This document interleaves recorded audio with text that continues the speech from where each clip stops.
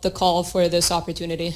I was back home. I think it was 3 weeks after the Gracie fight. So I was back home, and my agent called me, and I think that maybe on Monday it was getting talked about, but there was no real possibility yet. And then all of a sudden, I think it was Wednesday, Thursday, it was time to fly back to Florida and get ready for camp again.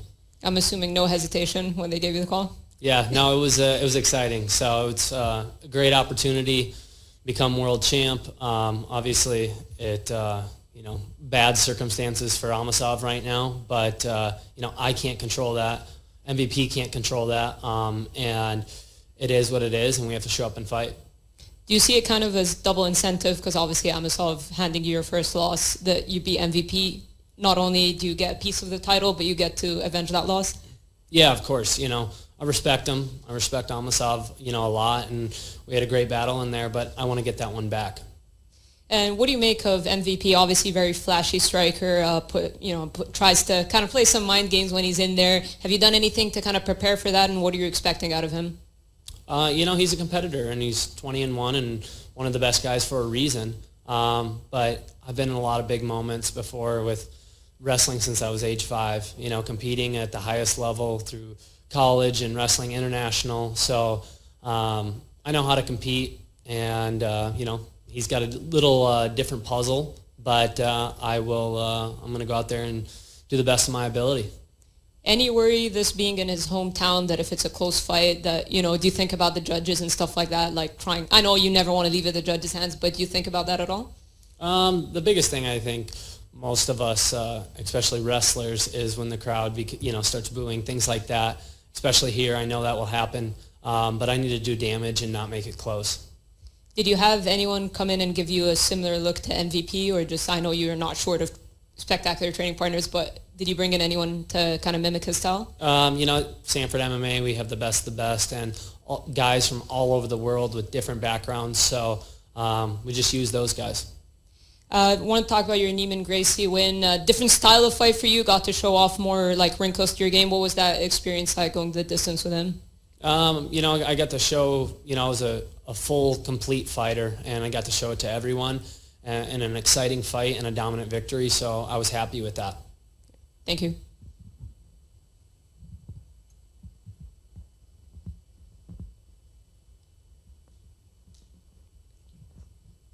Hi, Logan. So, obviously, fighting on MVP's home soil, have you had a chance to sort of go around London? Have you met many people? Have you met any fans at all?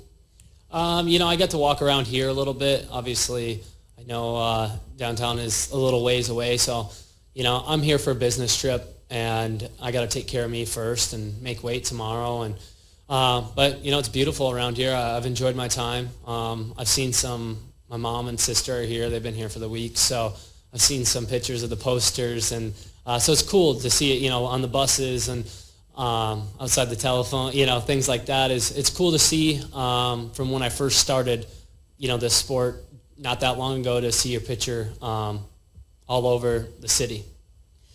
MMA is definitely a growing sport in the UK. There's plenty of other companies that are getting big sort of TV deals. So are you seeing this headline spot, obviously against one of the biggest British guys out there, as a real chance to sort of get your name out there, outside of America into another big market for MMA? Yeah, of course. I got to go in there and do my job, but you're world champ, and I want to go and I want to continue to grow as a fighter, but also get my name out there and let people know. Some of my other fights, were, I think most of them have been on the main card, co-main events, things like that. But now you're fighting a big name, who has a backing and fans. So after I get done with that, I think a lot of people know my name. And obviously you're going to be fighting in Wembley, very much sort of MVP sort of, arena. He's fought there, he's won there a lot of times. The crowd reaction's always huge. How are you going to cope with the sort of, what I imagine is probably going to be a fairly boo-heavy, regardless of you as a person, a very fairly boo-heavy entrance? Is that going to faze you at all, or are you just here to get the job done? Man, it is what it is. You gotta relish it, love it, and I'm excited to be here. But at the same time, it doesn't matter if all those people are for me. I fought in my home city before, and it's fun. But at this point, it doesn't matter. I have to go in there, and once that bell rings, it's just about competing. And I've been a competitor my whole life, so maybe I can grab a few fans from him. But I get it.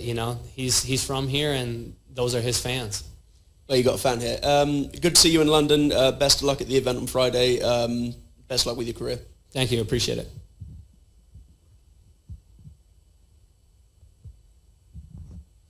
Hello, Logan. How are you? Doing well. Thanks for joining us today. A few questions about Stanford MMA. I know it was brought up earlier. I want to talk about Michael Chandler. Obviously, last weekend, getting that big knockout against Tony Ferguson. What's your thoughts on that? Yeah, it was great. Mike kind of throws that a lot, just messing around with sparring and things like that. And obviously, it worked well. And so it's definitely been in his arsenal, but I'm glad it landed. I trained with Tony when I first got into this sport not quite, when I was a senior in high school, because Brock Lesnar's from my hometown, coached him. So I know both guys really well.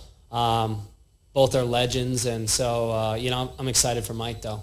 And then he got on the mic and he produced a 10 out of 10 performance on the mic, and he called out Charles Oliveira, Justin Gaethje. If they did run it back, how do you see that go as well? I think Mike's improving. He's improving, and he's continuing to get better, but so is Oliveira. That was the best version we've seen of probably both guys. So, I'm always going to ride with my guy, Mike Chandler, but, you never know. Thanks very much. Good luck Friday. Thank you. Okay, let's get a couple from Zoom. Santiago. Hi Logan, greetings from Amsterdam. Thank you for the time. There was also Jason Jackson at the top of this division. You, of course, fought 5 rounds with Neiman Gracie, one of the most entertaining fights of 2022. Do you think the promotion had that in their mind when they decided to give you this MVP fight? Obviously I think that, it was an exciting fight. People got to see a different side of me, and, my only loss, split decision loss, a fight that I thought I did enough in, is the champ, and he's dominated. He went out there against Lima. So, I think it's my time, and time to show the world, who I really am against a guy like MVP. Henry Hooft has guided a lot.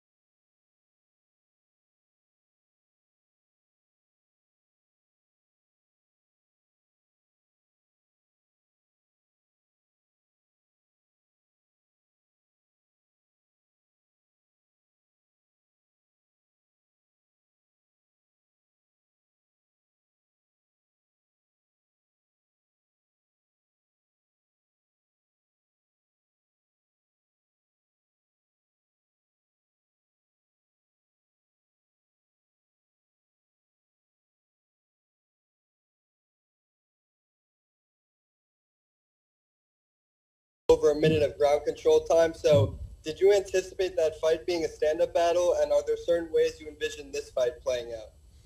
I kind of got to my rhythm early in that fight and felt like I was winning the fight, so there was no reason to play that game with him even, because we've seen what Neiman has done to a lot of guys on the ground, and so I was comfortable with where I was, and I knew he couldn't take me down. So once I got into my rhythm, I didn't really want to change it there. And as far as this fight goes with MVP, I think we both have our game plans. He wants to keep it standing and use his movement. I want to get to my takedowns and do damage on top. But, you learn about a lot about each other, once that fight starts to happen. And so we'll see. Definitely. And what area of your game would you say that you focused most on improving since your last time out against Neiman? Just everything, putting everything together, piecing everything together, from my striking to my takedown to doing more damage on top. We spent a lot of time there, a lot of time on the cage. I envision this fight kind of taking place in those areas. So it's just putting everything together, and that's what it's going to take. This fight is a lot of focus and, a well-rounded fight. Cool, let's go to Ben. Hey Logan, like you alluded to earlier, 4-time NCAA D1 All-American for the Minnesota Golden Gophers. I was curious if you could reflect on some of the largest lessons learned from your time there. The biggest thing about college wrestling that not many people see is the schedule that we have. I competed 30 to 40 times a year, made weight Friday, then we'd travel somewhere, make weight Sunday, come back to the University of Minnesota, and I'd go to school. So there was a lot of things going on. You had to balance that, just trying to be a college kid, trying to be an athlete. And, I was part of one of the best teams in the country and was ranked high every single year. So there was a lot more to it compared to fighting 3-4 times a year. And that's what a lot of people don't see. But on the other spectrum is I competed against the best guys on a weekly basis. It didn't matter how you felt. It didn't matter how the weight cut went. You had to show up for your team, And so that taught me a lot, and I think it has brought me a long, long way in this game. Could you dissect some of the differences between weight cutting in wrestling and weight cutting in MMA? Is it largely similar, or are there some maybe differences that people wouldn't know? Guys don't, cut as much weight each week. It's probably more from 6 to 12 pounds, I guess, that I tried to do because you have to compete in 1 hour. You make weight and you have to compete in an hour for a duel. You're competing multiple times a day, so you can't pull 20, 25 pounds like you do in MMA. So that is different, and, hydration tests, things like that. In college, NCAA testing, was a little more strict, and we were, young college kids, so they were watching us a little more closely because we're not pros, like we are at this level. Thanks, man. Best of luck. Cool, let's go to Jay. Hi, thanks very much. Hey, Logan. One of the criticisms of MVP over the years has been his strength of opposition. There's been a lot of comments about whether or not he's had some favorable matchups and not had his wrestling tested as well. So I'm wondering if you buy into that narrative and what your thoughts are on his wrestling and his takedown defense. Yeah, obviously, I don't think a lot of guys are lining up for the fight either. I think MVP has proven himself, though, as a top guy. And, so I don't have anything disrespectful to say about him in those terms. But as far as wrestling, we've seen Daly, Lima get to their takedowns. But he does a really good job with his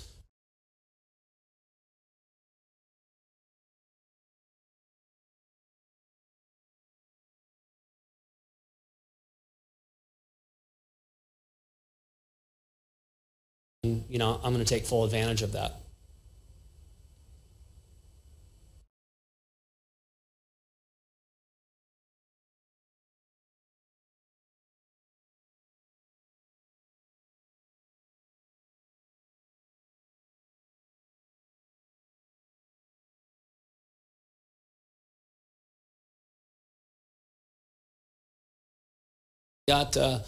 Obviously it was a very quick turnaround, but my body was healed up. So, we went around things, and but yeah, I got a good training camp in. I've been in this game for a while now, so I know how to prepare. I know how to get myself to the best of my ability, and that's what we did again. Is under Henry Hooft, Kami Barzini, so those guys have seen the best of the best, and they've also, coached multiple champs. And so I trust those guys with everything, and having Robbie Lawler in your corner, who's been in multiple championship fights, doesn't hurt either. And do you believe that your last few fights, which have been basically wars that have gone the distance, do you think that gives you an advantage as far as the cardio goes? Obviously it was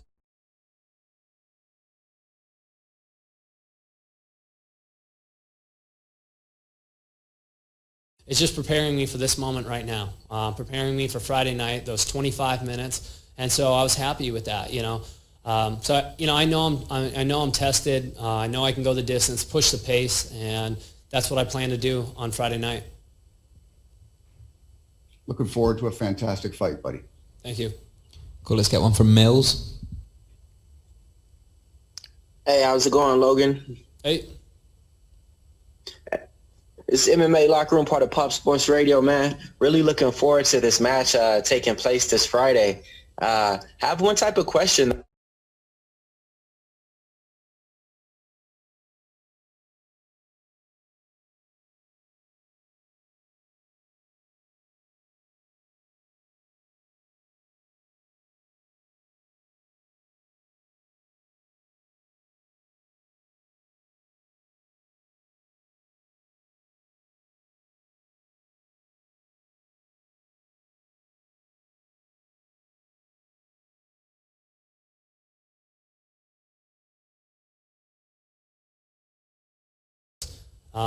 And you have to respect them with that. But those guys don't set up their takedowns like me. They're not as heavy on top as me. And, you know, at the end of the day, they're not me. So that's what I have to say about that.